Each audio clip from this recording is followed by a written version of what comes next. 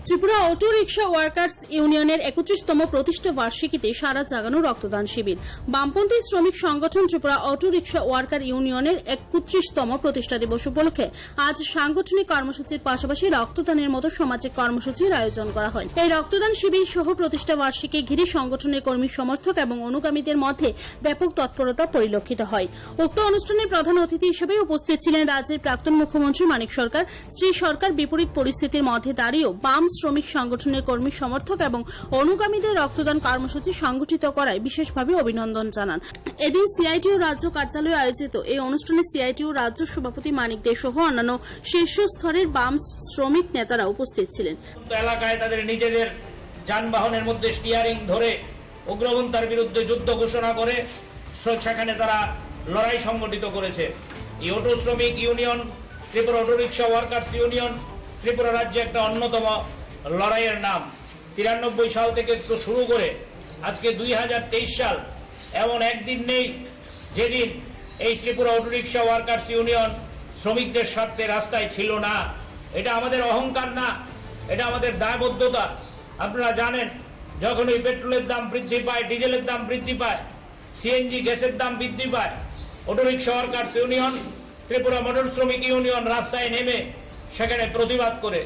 আপনারা জানেন, গাড়ির বিভিন্ন যন্ত্রাংশের দাম এবং বিভিন্ন ফিজ, ওই ইন্স্যুরেন্স থেকে ফিটনেস থেকে শুরু করে লাইসেন্স ফ্রি, সরকার যখন সেখানে বৃদ্ধি করে তখন তার বিরুদ্ধে শ্রমিকদের পক্ষে দাঁড়িয়ে যারা কথা বলে তারা হচ্ছে Tripura auto rickshaw workers union. কিন্তু আজকে আমরা লক্ষ্য করছি 2018 সালের 3রা মার্চের পর রাজ্যের মধ্যে একটা অদ্ভুত নৈরাজ্য তৈরি হয়েছে। বিজেপি সরকার প্রতিষ্ঠার পর রাজ্যের অন্যান্য গণতান্ত্রিক অংশের মানুষের সাথে সাথে যাদের উপর সবচেয়ে বেশি আক্রমণ নামিয়ে আনা হয়েছে তারা হচ্ছে ত্রিপুরা অটো রিক্সা ওয়ার্কার্স ইউনিয়নের শ্রমিকরা। কি অন্যায় তাদের? কোনো অন্যায় নেই। একটাই অন্যায়, তাদের মধ্যে কেউ কেউ লাল ঝান্ডা কাঁধে নিয়েছিল। একটাই অন্যায়, তারা বিভিন্ন স্ট্যান্ডগুলোতে সংগঠিত হয়ে শ্রমিকদের স্বার্থে কথা বলেছিল, শ্রমিকদের স্বার্থে তারা স্লোগান তুলেছিল।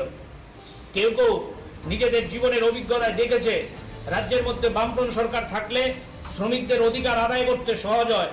এই বামপন্থী সরকারের পক্ষে তারা সেখানে স্লোগান তুলেছে, বামপন্থী সরকার প্রতিষ্ঠার জন্য তারা রাস্তায় মিছিল করেছে।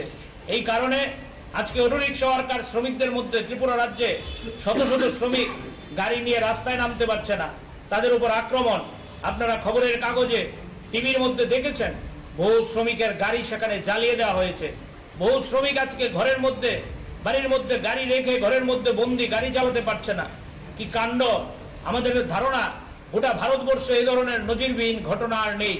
আজকে 31তম প্রতিষ্ঠা দিবসে আমরা রাজ্যের মানুষের কাছে আহ্বান করতে চাই, রাজ্যের গণতান্ত্রিক মানুষের কাছে আহ্বান করতে চাই, আপনাদেরই তো সেবা দান করে অটো শ্রমিকরা, আপনাদেরই তো সেখানে যানবাহন নিয়ে রাস্তায় গুরুত্বপূর্ণ ভূমিকা পালন করে অটো শ্রমিকরা। একদিন যদি অটো শ্রমিকরা স্ট্রাইক করে, আপনারা দেখেছেন ওই আমাদের কোভিড মহামারীর সময় যখন রাস্তায় অটো চলেনি, মানুষের কি দুর্দশা।